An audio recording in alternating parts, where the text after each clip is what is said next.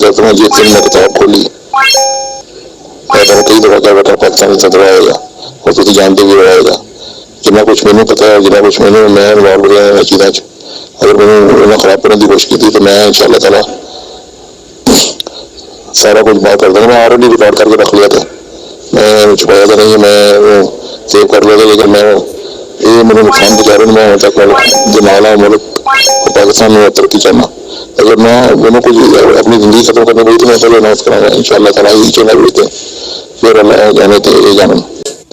लेकिन मैं एक चीज़ कहता हूँ, जिस दिन मैं किताब खोली मैं कई दफा क्या बेटा पाकिस्तान सदर आएगा और तुम जानते भी आएगा जिन्ना कुछ मैंने पता है जिन्ना कुछ मैंने मैं इन्वॉल्व रहा है चीज़ों च अगर मैंने उन्हें खराब करने की कोशिश की तो मैं इंशाअल्लाह ताला